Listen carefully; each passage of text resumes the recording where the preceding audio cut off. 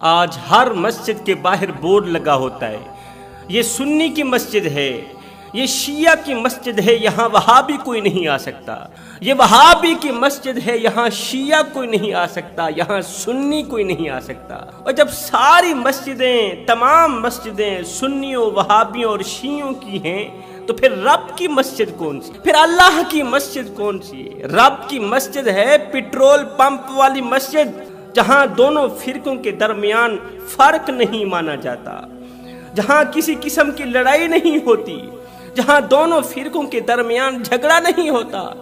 رب کی مسجد ہے پٹرول پمپ والی مسجد، رب کی مسجد ہے ہوٹل والی مسجد، جہاں سنی بھی جا سکتا ہے، جہاں شیعہ بھی نماز پڑھ سکتا ہے، جہاں وہابی بھی نماز پڑھ سکتا ہے۔ اور میرے بھائی، جب قرآن ایک ہے، دین ایک ہے، اسلام ایک ہے، نبی ایک ہے، خدا ایک ہے، تو پھر تم ہوتے کون ہو دو مسلمانوں کے درمیان فرق کرنے والے؟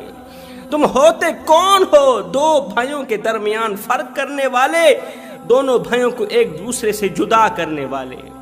تم نے رسول کریم صلی اللہ علیہ وسلم کا وہ فرمان نہیں سنا کہ جو شخص دونوں بھائیوں کو آپس میں جدا کرتا ہے قیامت کے دن جنت کے قریب تک نہیں جائے گا، جنت کی خوشبو تک نہیں سونگھ پائے گا۔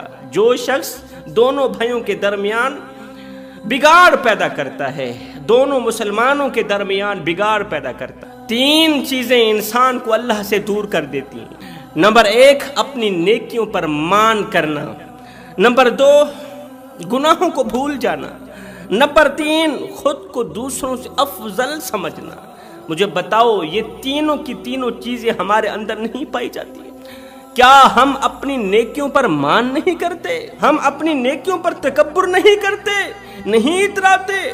ہم نماز پڑھتے ہیں اس لیے تو بے نمازیوں سے نفرت کرتے ہیں، اسے کہتے ہیں تکبر کرنا، اپنی نیکیوں پر مان کرنا۔ ہم مسجد میں آئے ہیں، جو لوگ مسجد میں نہیں آتے ہم ان لوگوں کو نفرت بھری نگاہوں سے دیکھتے ہیں۔ کیا یہ نیکیوں پر مان کرنا نہیں ہے؟ کیا یہ نیکیوں پر اترانا نہیں ہے؟ ہم قرآن پڑھتے ہیں مگر جو قرآن نہیں پڑھتے ہم انہیں نفرت بھری نگاہوں سے دیکھتے ہیں۔ اسی کا مطلب ہوتا ہے نیکیوں پر مان کرنا، نیکیوں پر تکبر کرنا۔ اور یہی نیکیاں قیامت کے دن عبادت گزار کے منہ پر مار کے رکھ دے گا میرا اللہ فرمائے گا، اور میرے بندے، یہ تو وہ چیزیں تھیں جو تیرے اوپر فرض تھیں، یہ بتا جو میں چاہتا تھا تو نے وہ بھی کیا یا نہیں کیا؟ اللہ تیری کون سی چاہت ہے؟ اللہ فرماتا ہے ایک میری چاہت ہے اور ایک تیری چاہت ہے۔ اللہ فرماتا ہے اے میرے بندے، اے ابن آدم، اے آدم کے بچے، تو کرتا وہ ہے جو تو چاہتا ہے، پر ہوتا وہ ہے جو میں رب چاہتا ہوں۔ اے آدم کے بیٹے، تو کرتا وہ ہے جو تو خود چاہتا ہے، پر ہوتا وہ ہے جو میں چاہتا ہوں۔ اے میرے بندے، تو وہ کر جو میں چاہتا ہوں، پھر ہوگا وہی جو تو چاہتا ہے۔ کیا ہم گناہوں کو بھول نہیں گئے؟ کیا ہم دوسروں کو خود سے کم تر نہیں سمجھتے؟ کیا ہم خود کو دوسروں سے افضل نہیں سمجھتے؟ یہ جو تکبر ہے نا، نیکیوں کو تو اس طرح کھاتا ہے، اس طرح کھاتا ہے جس طرح آگ لکڑیوں کو کھاتی ہے۔ اللہ اکبر۔ یہاں پر میں تمہیں ایک عبرتناک واقعہ سنانا چاہتا ہوں، زندگی بدل دینے والا، زندگی کو راہ راست پر لے کے آنے والا۔ اس سبق آموز اور عبرتناک واقعے نے لاکھوں کروڑوں بھٹکے ہوئے نوجوانوں کو راہ راست پر لگا دیا۔ جوانوں، حضرت سیدنا موسیٰ علیہ السلام کا زمانہ ہے۔ سیدنا موسیٰ علیہ السلام کا زمانہ تھا۔ آپ کے زمانے میں ایک عبادت گزار شخص تھا، وہ دنیا کے معاملات سے بے خبر تھا، دنیاوی معاملات سے، دنیاوی کام کاج سے، دنیاوی شغل میلوں سے بے خبر تھا، ہر وقت اللہ کی یاد میں مصروف رہتا تھا، ہر وقت اللہ کی یاد میں، عبادت الہی میں مگن رہتا تھا۔ عبادت گزار کو پتہ چلا کہ فلاں علاقے کے اندر ایک عورت رہتی ہے جو دن کو روزہ رکھتی ہے، پوری رات قیام کرتی ہے، اور وہ مستجاب الدعوات بھی ہے، اللہ تعالیٰ اس کی ہر ایک دعا قبول فرماتا ہے۔ اب اس کے دل میں اس نیک سیرت عورت سے دعا لینے کا شوق پیدا ہوا۔ اللہ والے کے دل میں اس نیک سیرت عبادت گزار عورت کو ملنے کا، اس سے دعا لینے کا شوق پیدا ہوا، اس لیے کہ اس کی ہر ایک دعا قبول ہوتی تھی۔ اب عبادت گزار نے کیا کیا؟ دل کا شوق پورا کرنے کے لیے کہ میں نے ہر حال میں اس عبادت گزار عورت کو ملنا ہی ملنا ہے، اس سے دعا لینی ہی لینی ہے۔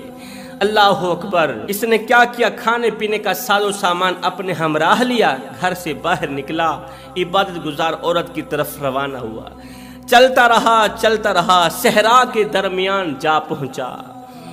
کھانے پینے کا ساز و سامان ختم ہو گیا، کھانے کے لیے روٹی ختم ہوگی، پینے کے لیے پانی نہیں تھا۔ اب خشک لب پانی مانگ رہے تھے، خشک حلق پانی مانگ رہی تھی، زبان پانی مانگ رہی تھی، مرتا کیا نہ کرتا وہیں پر بیٹھ گیا، چلنے کی ہمت نہیں تھی، وہیں پر بیٹھ گیا۔ اللہ میرے لیے پانی کا بندوبست فرما، اللہ میرے لیے کھانے کا بندوبست فرما، نہیں تو میں مر جاؤں گا۔ میں مر گیا تو پھر میرا یہ جو شوق ہے عبادت گزار عورت سے ملنے کا، تیری محبوب بندی سے دعائیں لینے کا، یہ شوق کس طرح پورا ہوگا اگر میں مر گیا تو؟ یہ وہیں بیٹھ گیا، ادھر دیکھتا ہے، دور سے اسے ایک شخص اس کی طرف آتے ہوئے نظر آیا، ایک شخص اسی کی طرف آتے ہوئے نظر آیا، وہ اسی راستے سے آگے کی طرف کو جانا چاہتا تھا۔ دور سے ایک شخص نظر آیا، اسے حوصلہ مل گیا کہ کوئی مسافر آ رہا ہے، اس سے پانی مانگوں گا، اس سے کھانا مانگوں گا، میری بھوک بھی ختم ہو جائے گی، میری پیاس بھی ختم ہو جائے گی، پھر میں اپنی منزل کی طرف روانہ ہو جاؤں گا۔ اور زیادہ قریب ہوا تو دیکھا اس کے ہاتھ میں ایک ڈور ہے، اس کے ساتھ ایک جانور ہے۔ جب وہ مسافر اور زیادہ قریب ہوا تو اسے پتہ چلا کہ اس نے خنزیر کو پکڑا ہوا ہے، اس آنے والے مسافر نے، آنے والے شخص نے خنزیر کو پکڑا ہوا ہے۔ اللہ اکبر! اس نجس جانور کو پکڑا ہوا ہے۔ جب اس کے قریب آیا تو اس اللہ والے نے کہا، او بھائی میں بھوکا ہوں، مجھے روٹی دو، میں پیاسا ہوں، مجھے پانی دو، اگر نہیں دو گے تو میں مر جاؤں گا، اگر دے دو گے تو میں اللہ سے تمہاری لمبی عمر کے لیے دعا کروں گا، اللہ تعالیٰ سے تمہارے لیے رزق وسیع کے لیے دعا کروں گا، اللہ تعالیٰ تجھے مالا مال کر دے گا، بس مجھے ایک دو گھونٹ پانی کے دے دو۔ اس نے کہا، مسافر بھائی پریشان ہونے کی ضرورت نہیں ہے، میرے پاس کھانے کے لیے روٹی بھی ہے، پینے کے لیے پانی بھی ہے، آؤ نا میرے ساتھ بیٹھو، ہم ساتھ مل کر کھاتے ہیں، ساتھ مل کر پیتے ہیں۔ اب وہ دونوں ایک دوسرے کے سامنے بیٹھ کے کھانا کھا رہے تھے، پانی پی رہے تھے، تو اس آنے والے شخص نے جس کے پاس کھانا تھا، روٹی تھی، تو اس نے پوچھ لیا، او مسافر، او بھوکے پیاسے، بتا تو صحیح تو کہاں سے آیا، کہاں جانا چاہتا ہے؟ اس نے کہا، بھئی فلاں شہر کا ہوں، فلاں گاؤں کا ہوں، اور فلاں جگہ جا رہا ہوں۔ کیوں؟ اس لیے کہ میں نے سنا ہے وہاں ایک عبادت گزار عورت رہتی ہے، دن کو روزہ رکھتی ہے، پوری رات قیام کرتی ہے، میرے دل میں اسے دیکھنے کا شوق پیدا ہوا، اس سے دعا لینے کا شوق پیدا ہوا ہے، بس میں اس سے دعا لینا چاہتا ہوں، اسی وجہ سے سفر کرتا ہوا اس کے پاس جا رہا۔ جب اس نے کہا نا فلاں علاقے کی ایک عبادت گزار عورت رہتی ہے، اس سے دعا لینے کے لیے جا رہا ہوں، یہ سنتے ہی اس مسافر شخص کی چیخ نکل گئی۔ یہ سنتے ہی وہ مسافر شخص جس کے پاس روٹی تھی، جس کے پاس پانی تھا، اور جس نے نجس جانور کو پکڑا ہوا تھا، اس کی چیخ نکل گئی، رونے لگا۔ اس اللہ والے نے پوچھا، بھائی تو کیوں رو رہا ہے؟ میں نے تو اتنا کہا ہے کہ میں عبادت گزار عورت کی طرف جا رہا ہوں، اور تو کیوں رو رہا ہے؟ روتے روتے اس نے کہا، بھائی جب اللہ تعالیٰ کسی پر قہر ڈالتا ہے نا تو پھر ہیرو کو زیرو کر دیتا ہے، پھر انسان کو حیوان بنا دیتا ہے۔ جب اللہ کسی پر غضبناک ہوتا ہے نا، جب آسمان سے قہر کی بارش برستی ہے نا، پھر اللہ تعالیٰ انسان کو دنیا جہان کے سامنے عبرت کا نشانہ بنا دیتا ہے۔